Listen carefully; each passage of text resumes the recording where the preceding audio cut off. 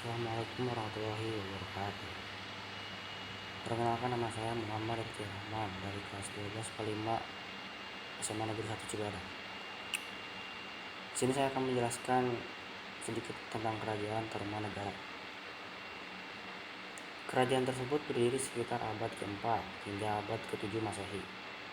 Wilayah kekuasaannya meliputi wilayah yang kini menjadi Provinsi Banten, Jawa Barat, dan Jakarta.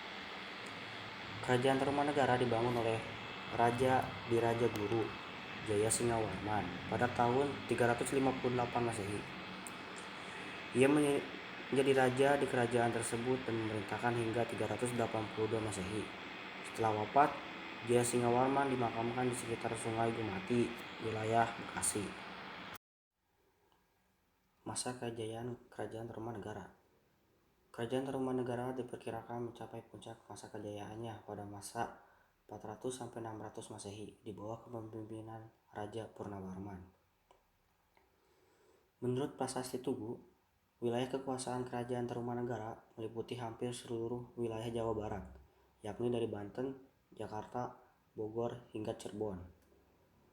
Di masa kepemimpinan Raja Purnawarman, ia memerintahkan penggalian Sungai Gumati sepanjang 6.112 tombak atau sekitar 11 km yang dikerjakan selama 21 hari.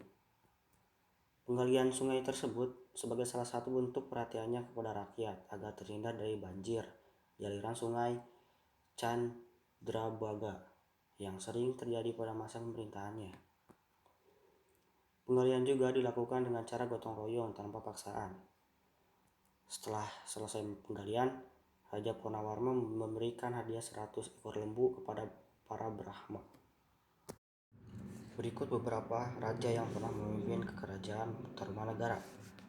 Yang pertama ada Wisnuwarman 434 sampai 455 Masehi. Yang kedua Indrawarman 455 sampai 515 Masehi. Yang ketiga Candrawarman 515 sampai 535 Masehi. Yang keempat Suryawarman 535 sampai 561 Masehi. Yang kelima Kertawarman 561 sampai 628 Masehi. Yang keenam Sundawarman 628 sampai 639 Masehi. Yang ketujuh Hariwangsawarman 639 sampai 640 Masehi. Yang kedelapan Nagajayawarman 640 sampai 666 Masehi. Yang kesembilan adalah Ninggawarman 666 sampai 669 Masehi. Sistem pemerintahan Kerajaan Tarumanegara. Kerajaan Tarumanegara menganut sistem pemerintahan monarki, yaitu suatu pemerintahan yang dipimpin oleh seorang raja. Kerajaan ini pertama kali dipimpin oleh Raja Diraja Guru Jayasinghawarman sekitar abad ke-5 Masehi. Namun, setelah wafat beliau digantikan dengan anaknya yang bernama Dharmayawarman. Kepemimpinan beliau diteruskan oleh seorang bernama Purnawarman. Bermula dari sinilah puncak kejayaan Tarumanegara terlihat. Wilayah kekuasaan meluas, rakyat makmur sejahtera. Kepemimpinan Raja Purnawarman tercatat dalam Prasasti Caruten yang mengisahkan Raja Purnawarman seperti Dewa Wisnu. Prasasti Caruten juga menjelaskan bahwa setiap raja yang memerintahkan akan disamakan dengan Dewa Wisnu atau Dewa Raja. Sistem ekonomi Kerajaan Tarumanegara. Kehidupan ekonomi Kerajaan Tarumanegara diketahui dari adanya sumber sejarah, baik yang berupa prasasti ataupun dari berita-berita Cina. Berdasarkan Prasasti Tugu yang menceritakan pembangunan Sungai Candrabaga oleh Raja Diraja Guru dan penggalian Sungai Gumati oleh Purnawarman misalnya, diperoleh gambaran bahwa masyarakat Kerajaan Tarumanegara mengandalkan sektor pertanian sebagai mata pencarian utama. Gambaran pendapat sejarah Kerajaan Tarumanegara dalam kehidupan ekonomi tersebut diperkuat pula oleh berita dari Fa Hien. Pedagang Cina tersebut menyebut dalam buku catatannya jika dalam memenuhi kebutuhan hidupnya, masyarakat Kerajaan Tarumanegara bekerja sebagai petani, peternak, dan pemburu binatang. Selain itu, perdagangan juga menjadi sektor penting dalam kehidupan ekonomi Kerajaan Tarumanegara. Perdagangan cula badak, perak, dan kulit.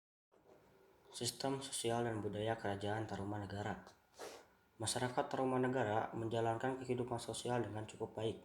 Hal ini dijelaskan dalam Prasasti Tugu bahwa adanya upaya Raja Purnawarman meningkatkan kesejahteraan rakyat. Sebagai penganut agama Hindu yang taat, Raja Purnawarman juga menghargai kedudukan kaum Brahma sebagai pemuka agama. Masyarakat Tarumanegara terdiri atas dua golongan, yaitu golongan Hindu dan Buddha. Dari kedua golongan tersebut, golongan masyarakat Hindu menjadi mayoritas terbanyak. Walaupun mereka bercampur, tapi kerukunan tetap terjaga.